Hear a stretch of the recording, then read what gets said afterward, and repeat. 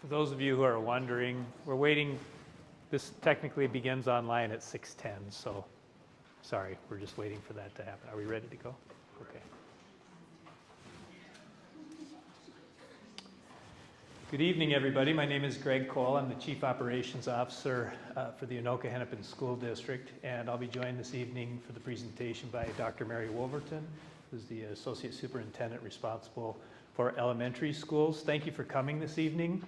Before we get started, we have a number of people this evening, I believe from staff and from the community who are here to visit, but I also, for those folks that are watching online, want to make you aware of people who are also in the audience here tonight to provide support and information once the presentation is done.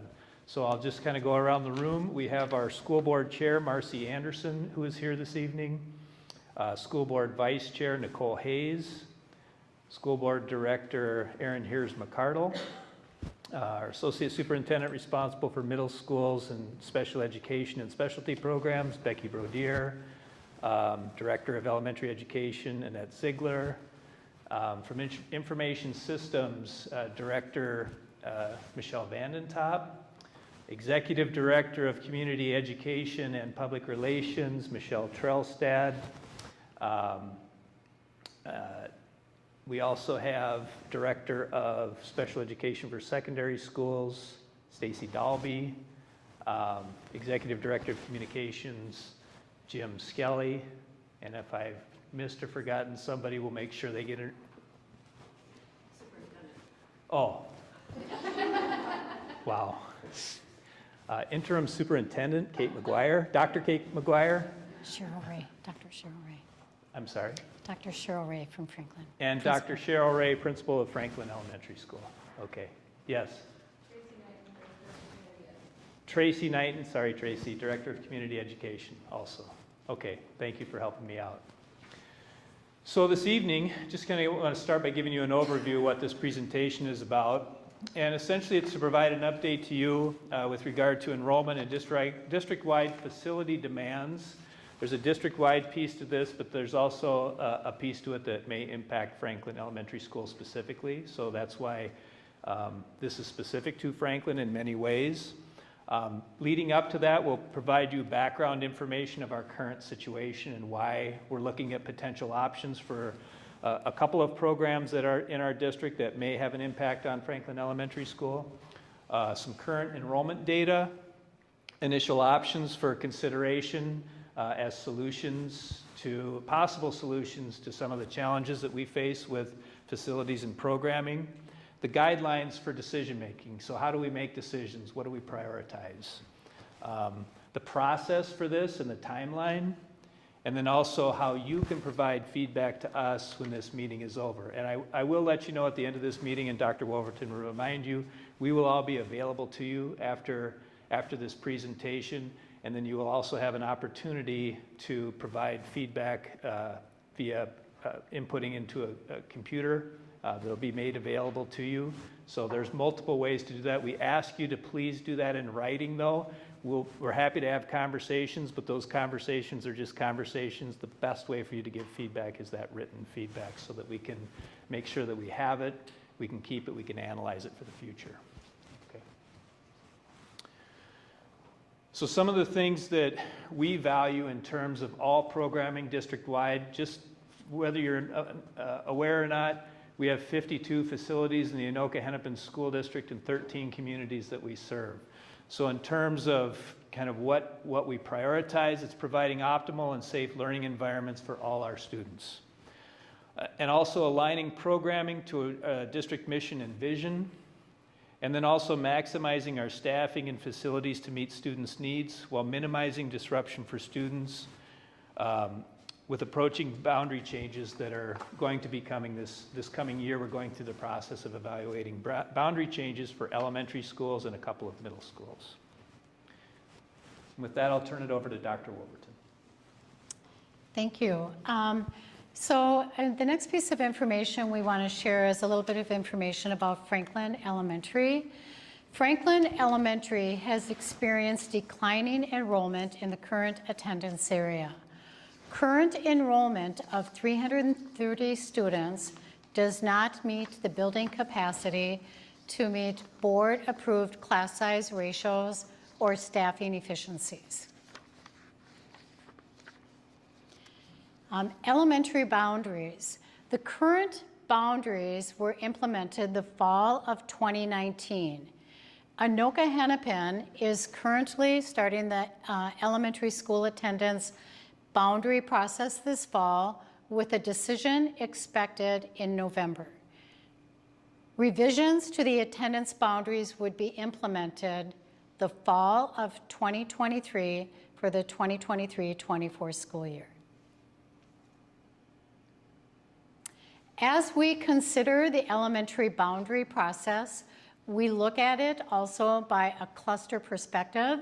So Franklin Elementary is in the Anoka cluster, and what we have noted here are the elementary schools that are in the Anoka cluster: Brookside Elementary, Franklin Elementary, Lincoln Elementary School for the Arts, Ramsey Elementary, and Wilson Elementary. The two schools noted below, Rum River Elementary and Crooked Lake Elementary, have some students that, when we consider the Anoka cluster, some of those students, when they move on to middle school, are in the Anoka cluster because based on their attendance area, they would transition to Anoka Middle School for the Arts. That's you. So one thing that is important is our relationship with our communities. I remember, or if you remember, I mentioned we serve 13 communities in Anoka-Hennepin. Anoka specifically holds a bit of a special place in a way that our oldest schools are in Anoka. So we do have a strong value that we place in making sure that we invest in our Anoka area schools. And I'll refer to it as the Anoka cluster in a sense. It's our schools in the city of Anoka, but also those cities that serve Anoka High School ultimately.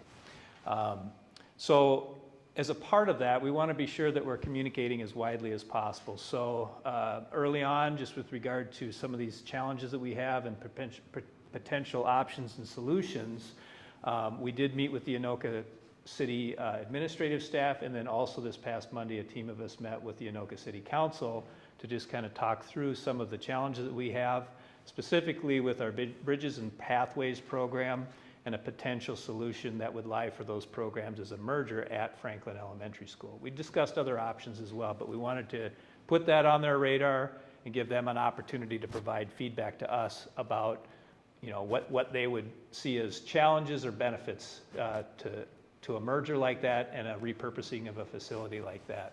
So that was on Monday, and we did get great feedback from the City Council on that. Great meaning they provided us what we were asking for: pros, cons. They asked us a lot of questions, the implications of making such a move. It's important to note too, and this is specific to Anoka, that Anoka-Hennepin School District has invested more than $50 million in facilities located in the city of Anoka over the last 3 years. And there's a breakdown. We've done a significant amount of work on Anoka High School to essentially upgrade facilities, provide safer learning environments, to address 21st century learning needs.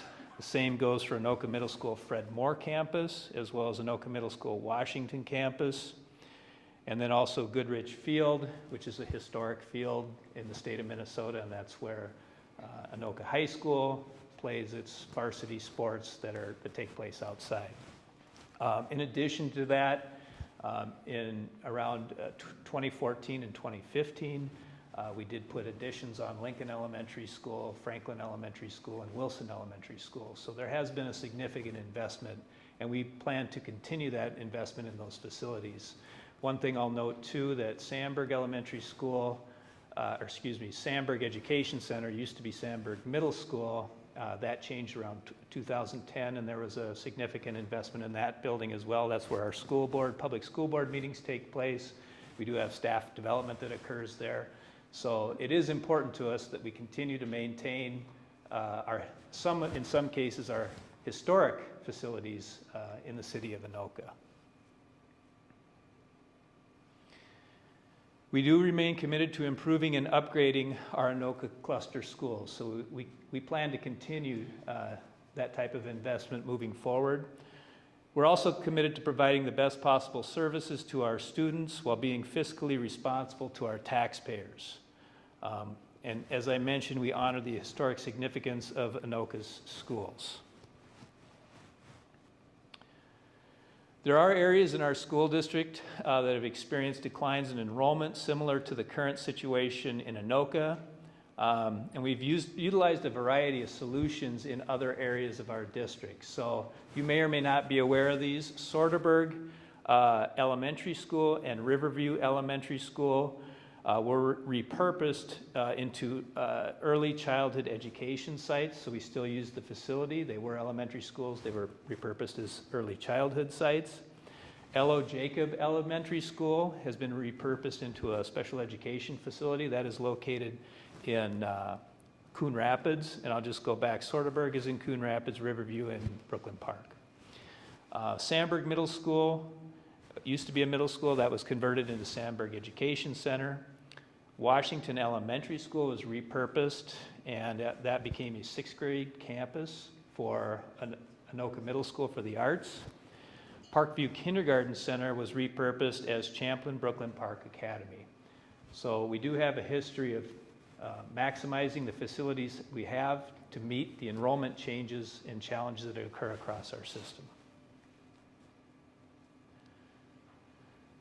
So in terms of efficiency and safety, one option or solution that we're looking at is utilizing the space at Franklin Elementary School, similar to River Trail Learning Center solution that we just spoke about earlier, for these reasons. These are some of the options that we're considering. Space at Franklin could accommodate both Bridges and Pathways programs. So there is a priority in merging those two programs together. For those of you who may not be aware of those programs, both programs are special education programs that serve students 18 to 21. They're transitional programs. This may be an oversimplification, and I can be corrected later on, but Bridges primarily serves students with physical impairments that impact their ability to complete curriculum and so forth. So that's mainly physical disabilities. Whereas the Pathways program may serve students with cognitive delays that have impacted their ability to graduate on time. So that is a program that's put in place that allows both of them to allow kids to learn skills to be independent, to engage in independent living, graduate off their IEP, and hopefully have success beyond their time at Anoka-Hennepin. The investment of about $5 million in renovation to accommodate the needs of Bridges and Pathways would be a reality at Franklin. We do believe, though, we would achieve efficiencies with regard to programming and staffing. Approximately 320 elementary students would move to other existing elementary schools through the boundary adjustment process. And then in terms of, it looks like, how is that a cost savings? Well, currently, we believe the programs that I mentioned are in leased facilities, and so we're pretty confident we would save about $500,000 a year in annual lease costs, in addition to cost savings with staffing efficiencies by merging these programs from leased facilities into a facility that we own. I will say as a side note, one of our challenges with leased facilities is our leased facilities were built for adults. So we've tried to retrofit them in the past to meet the needs of students, whereas our schools were built for students. So I know this seems like an overly simplistic idea, but we would like to move our students into facilities that were built for students originally. And if we have to have additional spaces for adults, we'd put adults into leased facilities that were made for adults.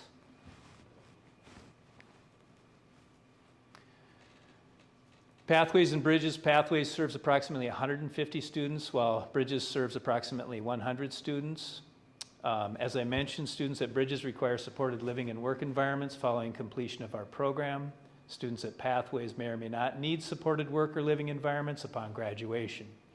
Students in these transition programs graduate off their individual education programs or their IEPs upon meeting their goals and objectives or by making progress on their IEP during the year that they turn 21 years old.